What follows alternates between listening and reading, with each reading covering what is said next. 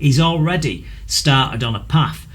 Donald Trump has actually said and offered for loyalty pardons left, right and centre, as you well know. Yeah. And what we ended up with entering the weekend, before we even got to the fact that he held a meeting in the White House to try to orchestrate a coup, a military coup, is he started to dish out a load of pardons, and we can have a look at that now.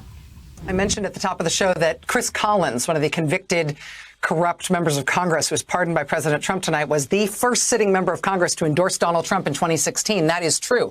You want to know who the second sitting member of Congress was to endorse Donald Trump in 2016? It was Congressman Duncan Hunter, who is one of the other corrupt, convicted Republican congressmen who got a pardon tonight from Donald Trump. Shocking, but admirably consistent. Joining us now is NBC News presidential historian Michael Beschloss. Michael, I've been dying to talk to you since this news broke. Thank you so much for making time. Me too, Rachel. Can't wait. So a lot of pardons have followed presidents out of office like toilet paper stuck to their shoe. There have been a lot of controversial presidential pardons, particularly around Christmas time and New Year's, right when they're leaving. Has there ever been this sort of a plethora, though, of all of these pardons all at once, all of people who are connected to the president's political fortunes or to covering up a scandal at which he's at the center? Well, nothing quite like this. Clinton pardoned Mark Rich. George H.W. Bush pardoned Caspar Weinberger and 5 others involved in Iran-Contra Christmas Eve of 1992. Guess who his attorney general was? Bill Barr, the same one as we've got now, at least for a few more hours. But the point is that the founders really let us down. They had this pardon power. The idea was that a president would give pardons to people for reasons of mercy or maybe to correct a mistake in the judicial process. What they didn't protect us against was something that one delegate to the Constitutional Convention, George Mason, worried about, which was, what if you've got a president who pardons people who may be involved in crimes that the president is involved in? Well, look what we have tonight. We've got at least 2 people who were perhaps involved in Russian interference in the 2016 election, who shut their mouths, lied to the government, and they've got pardons tonight. And you've also got pardons, just as you just said, for political corruption or for people involved with Blackwater, a company led by the brother of the Secretary of Education, Betsy DeVos. So what they were assuming the founders did was that the way to solve all this is elect only good people as president. They never imagined that we would have a president elected who is anything as amoral and selfish as Donald Trump. Amoral and selfish. Amoral and selfish. Perfect description. Perfect description. I mean. So what's Boris? But he's inept. He's just inept. I don't think he's. I never bought the clown act. Like I never bought Trump's clown act. I think there's quite a nasty underbelly to this, and there's a lot more cynicism than you'd imagine. But I do think that Boris is inept. He's in a job that he was relying on Dominic Cummings, and he's not got it. On Donald Trump as and well. we're seeing it. Well, there's another thing. Yeah. He misread that situation. A lot of people thought that Trump was going to win, and that's the problem. That's the problem. So you can be president now, going forward, do all sorts of things you shouldn't do, and then just pardon everyone. Well, okay, it's a fresh, clean slate to get going again. Well, this is the thing that a lot of people are talking about with him going, oh, well, he wouldn't dare pardon himself. He wouldn't dare pardon himself. It'd be so outrageous. And now the law on this is unclear, because that presidential pardon, it certainly doesn't say in the Constitution that you can't do it. Now, it's never got to the Supreme Court. It's never been tested. It could be that it's legal for a president to pardon himself. But I think if it got to the Supreme Court, they would look at the Constitution and go, what was the nature of this? It can't possibly have been the intention of the Founding Fathers to allow a dishonest leader to exonerate himself of crimes while in office. I don't think it would stand up, but he would have a go at it. Now, here's the thing that I've mentioned on this show before that people don't seem to realise. He doesn't have to announce that he's pardoned himself. He can write that pardon literally on the 19th of January and stick it in his pocket. He can write pardons for his entire family, and he will only come to light if any of them are charged with a federal offence.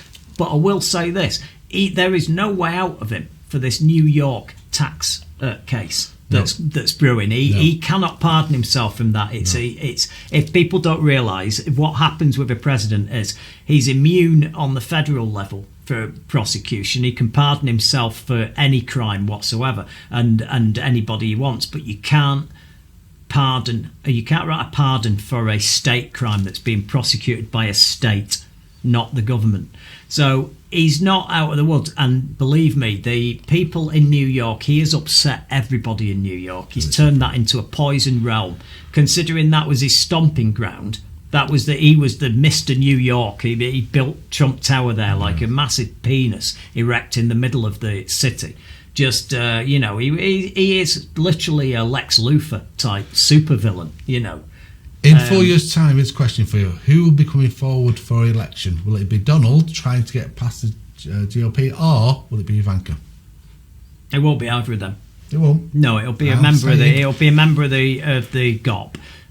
It'll be a member of the Republican Party, but he will be trying to do something. He will run an alternative candidate. I think he's got 200 million already to spend. I think his daughter will be up there. No, you're forgetting the legal fees. She is involved in that tax case. And either her or Trump or most of the family, the only person that isn't involved in all those state cases that threaten to put them all in prison is Eric Trump. That's the only person who's managed somehow, I think more by luck than judgment, to avoid being dragged down with it. I mean, these pardons, it's a funny thing because we don't have such a thing here. You can quash a prosecution, you can exonerate people afterwards, but you don't have this get out of jail free card. And I think it's a massive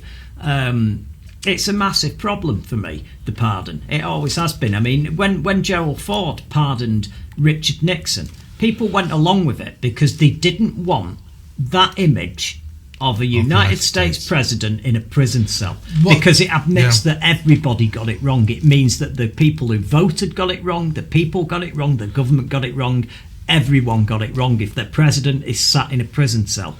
But there's a point here about government, about popular governments, popular leaders, which we are sort of missing, and we have touched on it in the past on the podcast. But we talked about it, in fact, many years ago, about the rise of the right across Europe, and it has been a huge rise across Europe as well. Yeah, scary. And it's shown that in America, of all places, America, where you thought it was right wing anyway, can go even further and go towards that dictatorship, which it would be if it carried on, like you say, for another 4 years, I think, anyway.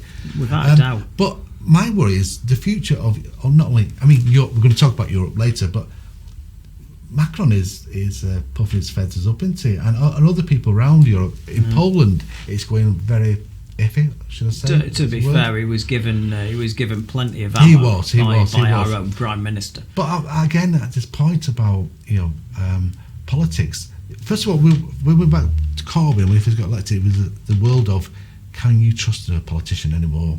So then Corbyn came along, fighting allegedly for the left wing of the party and the people on the ground.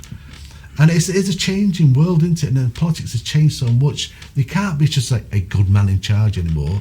It's got to be backed up by social media. It's got to be backed up by the media, the old media. I think the one thing weird. I know it's changed, but I still believe that at the end of the day, there's got to be a calibre of the person. The person has got to have a certain calibre, and Trump is not anywhere near. He's nowhere near that. But he's had the finger on that button to blow up the whole world for the last 4 years. I know he has. No one's been more shocked than me. I was shocked he won that election because he was so behind. He'd had the Access Hollywood tape. I wouldn't have thought there'd have been a woman in America that could have voted for him. But yet he managed to get a good section of the female vote. Is it people across the world getting more gullible perhaps in the conspiracy world, dumbed down because of all the chemtrails that flying above us. No, I think social media is poisoning everything. I think that Facebook has done so much damage over the last 10 years. It's untrue. I think it's brainwashed people.